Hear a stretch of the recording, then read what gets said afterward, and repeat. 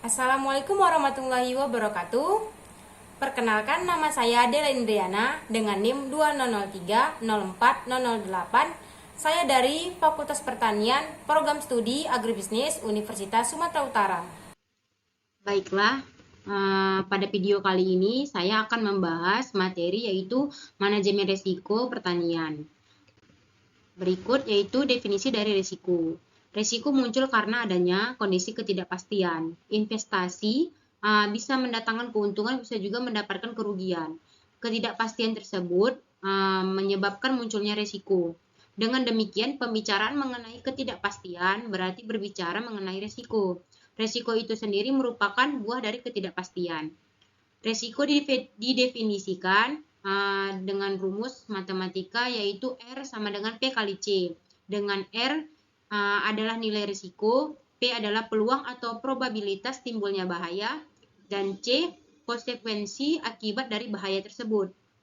Nah, perlu kita ketahui yaitu bagian tersulit dari penilaian risiko adalah mengestimasi besarnya peluang bahaya yang akan muncul, yang biasanya diperoleh dengan pemodelan atau simulasi. Kemudian ada definisi dari ketidakpastian. Ketidakpastian adalah hasil yang tidak dapat ditetapkan, yang disebabkan karena ketidakmampuan memperkirakan apa yang akan terjadi, sehingga menyebabkan situasi yang tidak pasti. Tingkat kemungkinan dan munculnya kejadian yang tidak dapat kita ketahui. Kemudian sebagai kata kunci dari ketidakpastian adalah kejadian akibat dari sesuatu kondisi yang tidak dapat diperkirakan atau orang yang tidak tahu kemungkinan terjadinya suatu kejadian. Kemudian yaitu ada hubungan antara risiko dengan ketidakpastian. Kerugian yang terjadi akibat bencana atau akibat dari aktivitas ekonomi itu dapat disebabkan oleh risiko dan ketidakpastian. Kemudian ada perbedaan antara risiko dan ketidakpastian, yaitu adalah apakah dapat diprediksi atau tidak, atau apakah dapat diperhitungkan kemungkinannya, yaitu dapat dihitung probabilitasnya. Kemudian menurut Franks tahun 1921, ketidakpastian yang terukur adalah risiko, sedangkan yang tidak terukur adalah ketidakpastian. Risiko seringkali muncul karena adanya ketidakpastian. Ketika kita tidak dapat memprediksi hasil suatu peristiwa dengan pasti, kita menghadapi ketidakpastian dan dalam ketidakpastian tersebut terkandung adanya potensi risiko. Berikut definisi manajemen risiko. Menurut Herman Darmawi, yaitu tahun 2006, beliau menyatakan manajemen risiko adalah suatu usaha untuk mengetahui, menganalisis, serta mengendalikan risiko dalam setiap kegiatan perusahaan. Dengan tujuannya yaitu untuk memperoleh efektivitas dan efisiensi yang lebih tinggi. Dalam kehidupan, kita selalu dihadapkan pada suatu ketidakpastian. Ketidakpastian adalah sebuah risiko yang bisa bersifat merugikan. Di sisi lain, ketidakpastian juga menjadi opportunity atau kesempatan yang bisa menguntungkan.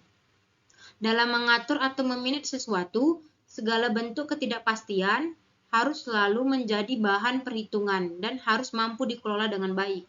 Kemampuan dan pengelolaan ketidakpastian inilah yang dalam ilmu manajemen dikenal sebagai manajemen risiko. Kemudian ada proses manajemen risiko, yaitu terbagi menjadi 5. Yang pertama yaitu menetapkan konteks, yang kedua mengidentifikasi kerugian, ketiga ada menganalisis dan mengevaluasi risiko, yang keempat ada menangani risiko, yang kelima memantau dan meninjau risiko. Berikut ada mitigasi risiko. Mitigasi risiko adalah suatu metodologi sistematis yang digunakan oleh manajemen untuk mengurangi risiko.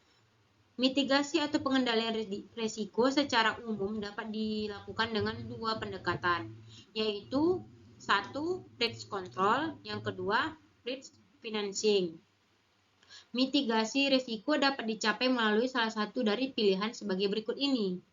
Satu, yaitu risk assumption, yaitu menerima risiko potensial dan terus mengoperasikan sistem atau untuk menerapkan kontrol untuk menurunkan risiko ke tingkat yang dapat kita terima. Kemudian yang kedua ada risk avoidance, yaitu menghindari risiko dengan menghilangkan penyebab risiko atau konsekuensi.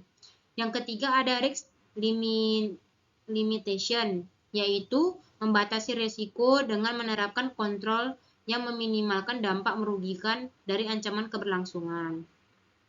Yang keempat ada risk planning, yaitu mengelola risiko dengan membangun suatu rencana mitigasi, memprioritaskan, menerapkan, dan memelihara kontrol. Kemudian yang kelima, resist and acknowledgement, yaitu untuk mengurangi risiko kerugian dengan kelemahan atau cacat dan meneliti sebuah kontrol untuk memperbaiki kerentanan. Yang terakhir ada 6, risk transparency, yaitu melakukan transfer risiko dengan menggunakan pilihan untuk menggantikan kerugian seperti pembelian asuransi. Adapun langkah-langkah proses manajemen risiko yaitu pertama, pengidentifikasian atau diagnos risiko. Yang kedua ada pengukuran risiko, yaitu termasuk mengukur, menganalisis, dan mengevaluasi. Dan yang ketiga ada pengendalian risiko. Tujuan